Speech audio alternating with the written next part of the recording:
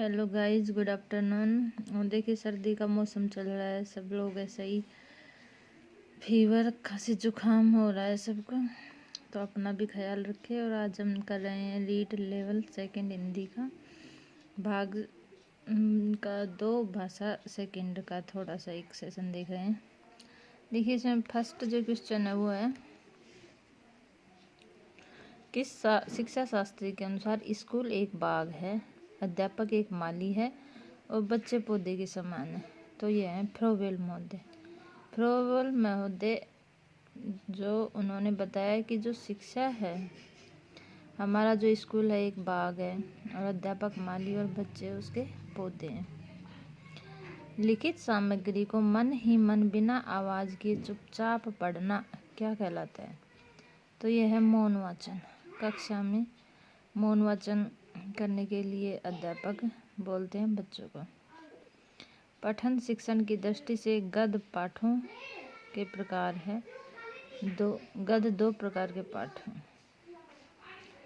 कविता शिक्षण की किस प्रणाली के अंतर्गत कविता को समझाने के लिए वैसी ही या उसकी विरोधी दूसरी कविता को प्रस्तुत करके उसका तुलनात्मक अध्ययन कराया जाता है? तो ये है तुलना प्रणाली के अंतर्गत। तुलना प्रणाली के अंतर्गत खेल विधि को प्रचलित करने का श्रेय है। तो ये है हेनरी कोल्डवेल कुक।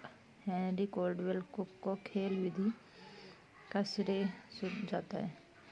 व्याकरण शिक्षण की किस प्रणाली को विकृत रूप से सुग्गा प्रणाली भी कहते हैं? ये पाठ्य पुस्तक प्रणाली। इसका आंसर क्या है? पाठ्य पुस्तक प्रणाली। इस विधि में मातृभाषा के माध्यम से किसी नवीन भाषा को पढ़ाया जाता है। यह कथन कौन सी विधि के संदर्भ में कहा गया है? परोक्ष विधि। क्या? परोक्ष विधि।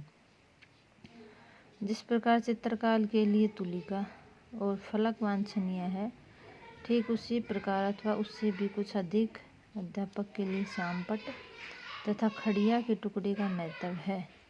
ये दोनों वस्तुएं सफल अध्यापक की सतत संगिनी हैं। उपयुक्त कथन निम्नलिखित में से किसका है? यह पंडित सीताराम चतुर्वेदी। पंडित सीताराम चतुर्वेदी का। कविता शिक्षण की प्रश्नोत्तरी प्रणाली को किस नाम से जाना जाता है? खंडान्वय प्रणाली। भाषा की दृष्टि से रचना के कितने रूप हैं? 2। भाषा की दृष्टि से रचना के 2 रूप हैं।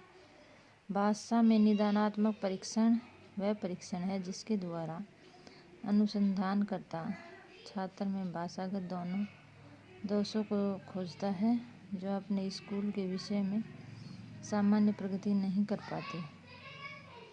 यह परिभाषा है सोनियल ने।